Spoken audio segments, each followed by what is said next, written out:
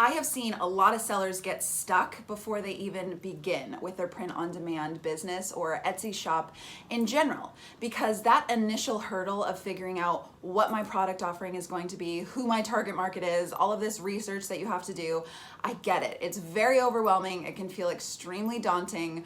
But when you have the right tools, when you know what to focus on and what matters, this process actually becomes really exciting and thrilling and motivating. And that's the way it's supposed to feel. That's what's going to keep you going, is keeping yourself in that right mindset to where things don't feel like a chore and like a slog through endless research, and you're just drowning in articles and videos, and you try something and it doesn't really feel awesome, so then you have to try something else and that doesn't feel awesome either. That's not a fun part of the journey, right? But that doesn't even have to be part of your journey at all. So that's why I'm creating this video, is to just walk you guys through what my process really evolved into once I had been selling on Etsy for a little while and I had become familiar with print on demand. I feel like I really cracked the code on how to decide the next type of product I was going to offer. And this process works if you're a new seller as well. The thing that you have to focus on is the fact that your shop and the items that you offer, it's not about you.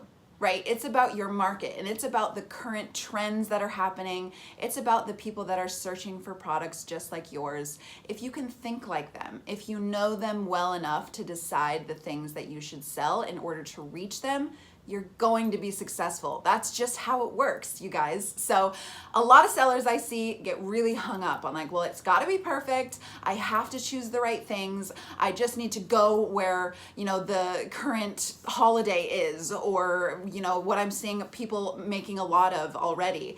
And, while you can get away with doing that kind of stuff, it's more important that you are developing a really unique selling proposition in your shop and your items in general. There has to be something exciting and unique and emotionally connective about your shop and your items that are going to make people really excited to find you and to think, okay, this is a product that I have to have right away. You've got to focus on the buying process. You have to focus on the thoughts and the overall shopping experience that the buyer is having. And you got to get into their shoes in order to decide what you should be selling. So stop focusing on what you like and the things that you think might sell. Start researching in the areas that I'm about to go over with you, and you'll find that the process gets a lot smoother. It gets a lot less of an uphill battle, and you'll start to create a little bit of a sense of knowing within yourself to where you can feel really confident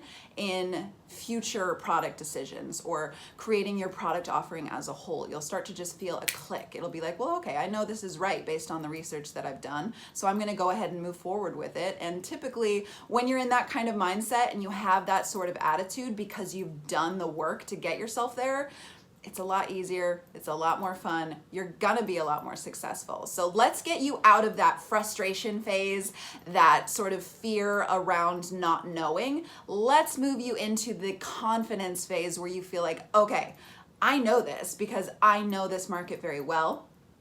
I know the products very well. I know the buying process very well. I know the psychology of the people that are buying from me.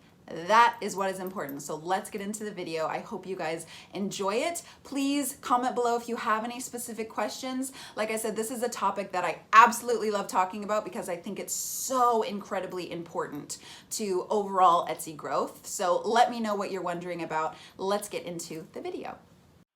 All right, so I always start with Etsy search. Typically when I'm trying to get inspired or motivated or feel like I'm kind of stuck in terms of new products, I'll always start here. I have a few websites that I use that I'm going to show you guys, a top 3. Actually, I'll just tell you them now. We start with Etsy search, but then we use Pinterest, and we also use Aliexpress. I know, shocking, but Aliexpress is actually a really good resource for spotting trends. So is Pinterest and Etsy search. So when we're starting with Etsy search, I'm going to use a feminist shirt as an example. So say I want to develop a t-shirt with a girl power type theme. So you've got to have some inclination of what you're going for first. Start with a really general keyword phrase. And then as you're going through search results, take note of every detail of what you're seeing. So off the bat, we can see rose colors, neutrals, drawings, line art, all of this stuff. I can see like 10 major trends happening already right here. Just different elements that are very, very on trend right now that people are buying like crazy. So, simplicity is another thing that I see. These are not super busy designs. They are very simple.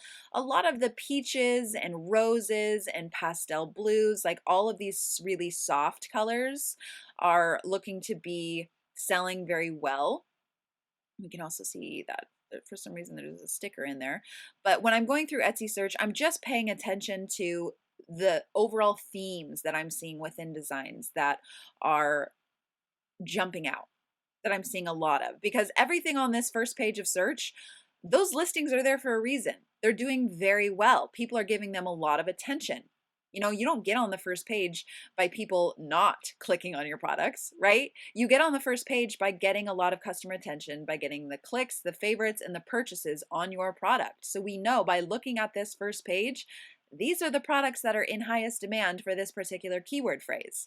So for feminist shirt, these are all the ones you want to be paying attention to. And we're not looking at this in order to be like, okay, which one can we copy? Which one can we rip off? Like, that is not what's happening at all. Right now, you're getting inspired. You're figuring out what's trending. You're building up the connections in your brain to be able to help you spot trends subconsciously. This is something I've spent a lot of time doing, and it has really been advantageous for me in the long run because I spend so much time looking at what people want. I can spot it a mile away. Now, I can see something and say, ooh, that's going to be extremely popular. I'm going to create a design like that now and throw it on a t-shirt or a sweatshirt or whatever.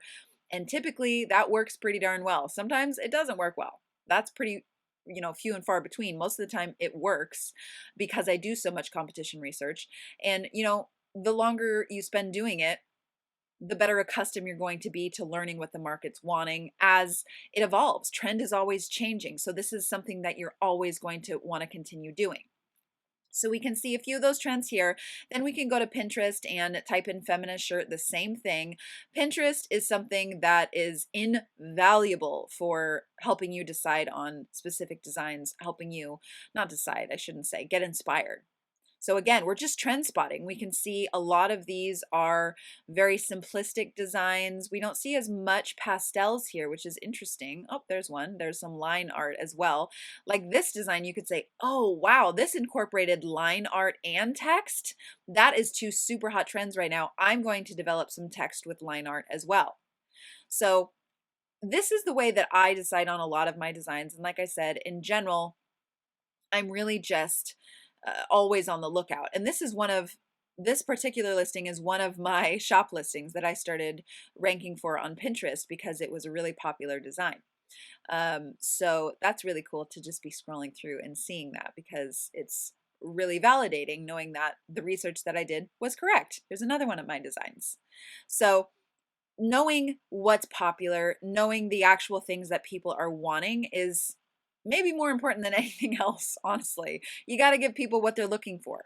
And you can't have messy designs that aren't on trend that nobody wants. So, getting used to going through these results, spending your time getting inspired. And then I also mentioned Aliexpress. Now, with Aliexpress, this has a really cool feature that's insane. Like it helps so much with knowing what people are buying up the most, just like spotting a bestseller badge on Etsy. But this is kind of the same thing, but sorting it from highest to lowest. So if you go to a search page, I typed in feminist shirt. This is the very first search page for feminist shirt. And then if you click on orders, what it's going to do then is sort the feminist shirts from most purchased to least purchased. So we can see right now, Fight Like a Girl with Princess Leia in the background. This is the #1 selling feminist shirt item on AliExpress.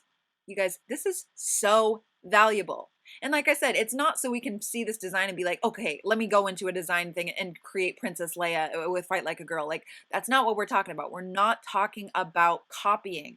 We're talking about getting inspired. So maybe people like Princess Leia. They like the feminist theme. So maybe you can combine some Princess Leia with another feminist quote. Don't rip this thing off because obviously people are getting it for $4 on AliExpress. So you may not do as well on Etsy. We're not talking about copying. I just want to be extremely clear about this when I'm talking about getting inspired for designs. We can also see girls just want to have fundamental human rights. 620 of these shirts have been sold. We've got a Spanish feminist shirt here, some feminist art. We've seen a lot of these ones on Etsy as well, so we know that's trending. Mom of boys, fight like a girl. All of this stuff is selling extremely well on Aliexpress. Aliexpress reaches a worldwide audience. So the designs you're finding here are applicable worldwide. People want these designs. So it's a really great place to start in addition to Pinterest and Etsy. Now, what I'm talking about here does not just apply to t-shirts. You can do this for literally anything. So let's type in, I don't know, what's another thing that we can sell print on demand? Let's type in, let's just see what's trending for stickers. Let's find a specific sticker example here that I can give you guys, and I'll show you how you can look that up as well.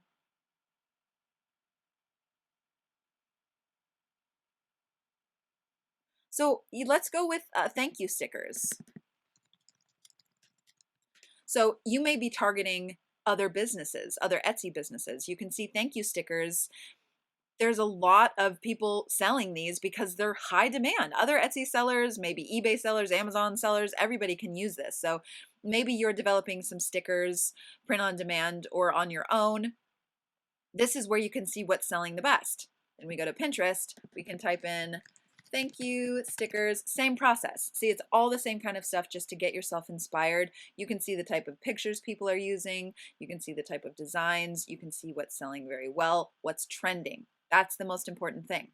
Then we can go to Aliexpress. We're probably going to see some really similar things here with thank you stickers.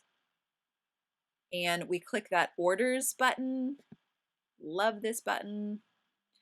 And yeah, we can see, again, a lot of similar themes we're seeing here. Many gold, blacks, pinks, and this makes it really easy to spot trends. 3,000 of these have been sold. You know, thank you stickers may not be the best idea for print on demand because there's something that a lot of buyers will purchase in rolls, but just as an example, you know what I'm saying.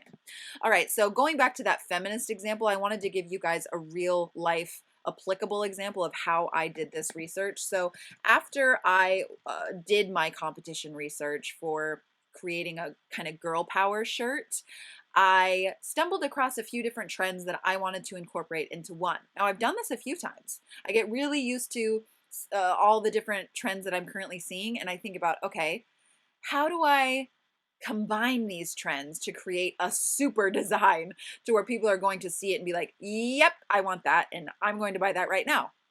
Again, this works. So I did my research. I saw that kind of the line art, the floral designs, and really simple girl power text was working very well together on other designs. So I said, how can I combine this in a really new, fresh, unique way?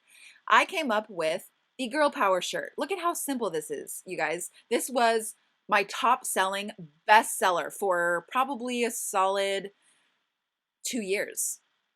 I sold these like crazy. I think it was probably between 2016 and 2018 when they were the most popular.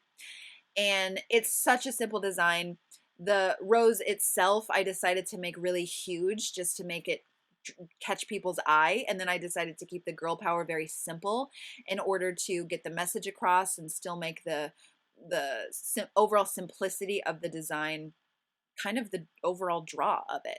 So I love this shirt myself. I still love it. And I still sell a lot of it. It was trending much more powerfully before, which everything has its peaks and valleys, but I'm still selling it even 4 or 5 years later. So that kind of speaks to the power of learning trends and then combining them, keeping things simple, not getting too messy, and then, you know, displaying the particular product in a really specific way.